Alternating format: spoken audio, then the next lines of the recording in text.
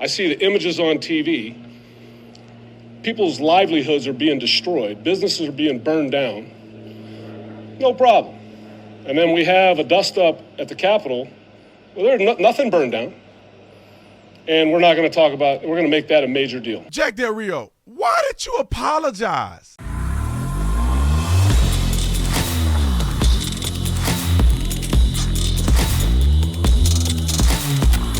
This video is brought to you by OfficerPrivacy.com. OfficerPrivacy.com. Get your personal information off the internet.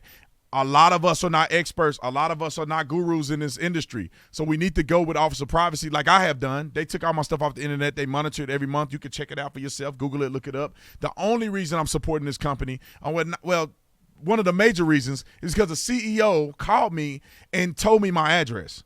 And I said, Lord, I need to get my stuff off the internet for somebody dox me, and they have to get a My Pillow special. Discount code Tatum.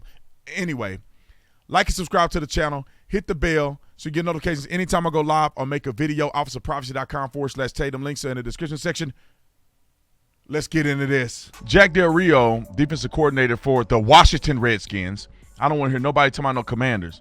The Washington Redskins, defensive coordinator Jack Del Rio used to be the head coach of, I think, the Ravens. What was he head coach of? The Panthers? Yeah. No, I don't know what it is. Yeah, if people that's listening that are football fans know that what head coaching position he used to have. But he came out, as soon as we get the clip, they'll let me know, and I'm going to play the clip of him coming out and making a statement and comparing January 6th with the BLM riots in the summer. He literally said, why are you guys talking about one and not talking about the other? How are we going to just gloss over the fact that BLM riots, I don't care if you attach it to BLM or not, how are we going to gloss over the fact that they completely, he was the head coach for Jacksonville Jaguars, but how are you going to gloss over murders, criminal damage, looting of the Black Lives Matter riots in the summer of 2020? How in the flying flip are you going to just disregard that, but you want to make a big deal out of January 6th? Not one person died there except for the protester. And there was a police officer that died later on, unrelated. I don't understand. And Jack Del Rio came out and made a statement. And then he apologized. What a coward for apologizing. That's all I'm gonna say. You gotta grow a pair. Now, I'll say it's easy for me to say because I don't have a $20 million contract or something to coach. But at the same time, where do you land as a man? Did you say what you really meant? Or did you not mean what you just said? If you did mean it, come out and say I didn't mean it. But if that's what you meant and you let somebody punk you into changing your mind, you know what, man? I can't help you. I don't have respect for you. I forget who else came out and did the same thing. And I just, what his name? Drew Brees. I wanted to call him Peyton Manning for some reason. Drew Brees comes out, makes a heartfelt statement about kneeling for the national anthem.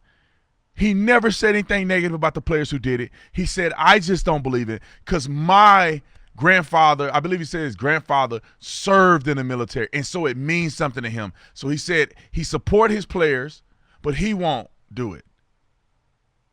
He come out and apologize. I'm sorry for keeping it too real because they scared me. To me, that's what he sound like.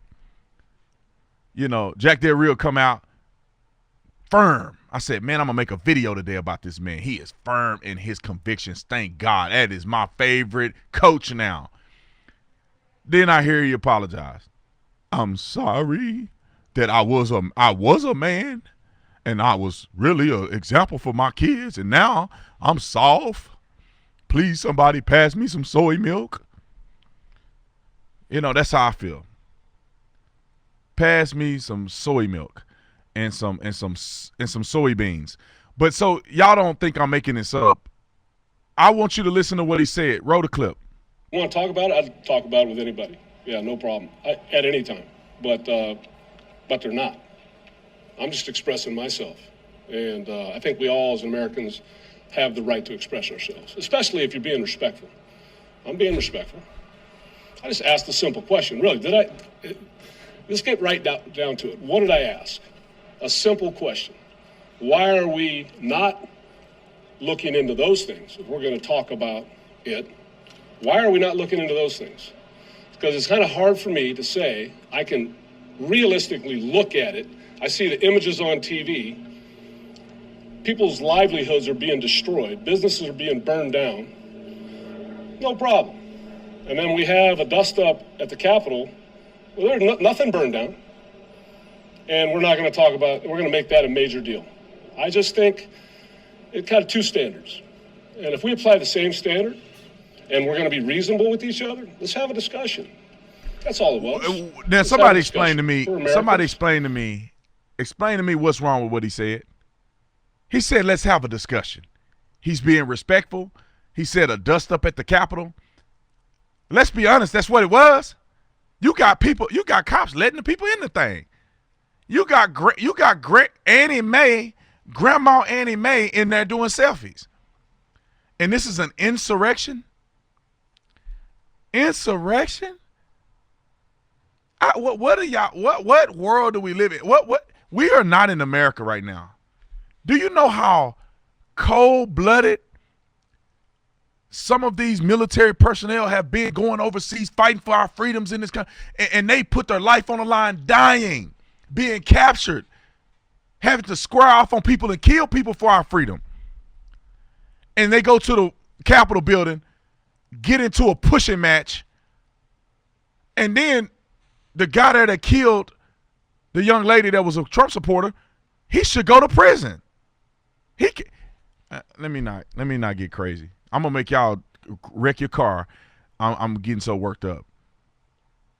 Then they finish the vote. Listen, how you gonna do an insurrection with no weapons in America? The country that have more guns than people, and you call it an insurrection and nobody brought a weapon. I'll tell you what, man. I don't know. I don't know. Am I God? Y'all help me pray. I want God to help me understand the cowardice of people in our country today. Jack Del Rio, I'm on his head right now because he came out and made a statement I played in the last segment, and he came out and made an apology. I'm going to try to read this apology. Y'all know I can't read that good, but I'll try to do my best. In a tweet, Del Rio, isn't that what he's saying? Is it Jack Del Rio? That's his name. Jack Del Rio, the defensive coordinator for the Washington Redskins, I refuse to call them the Commanders. He said, I made a comment earlier today in reference to the attacks that took place on the United States Capitol at January 6, 2021, referencing the situation as a dust-up was irresponsible and negligent, and I'm sorry.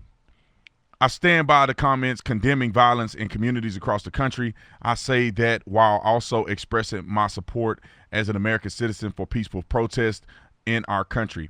I have fully supported all peaceful protests in America. I love, respect, and support all my fellow coaches, players, and staff that work with and respect their views and opinions. Hey, you know what? Actually, after reading that, I don't think it's that bad.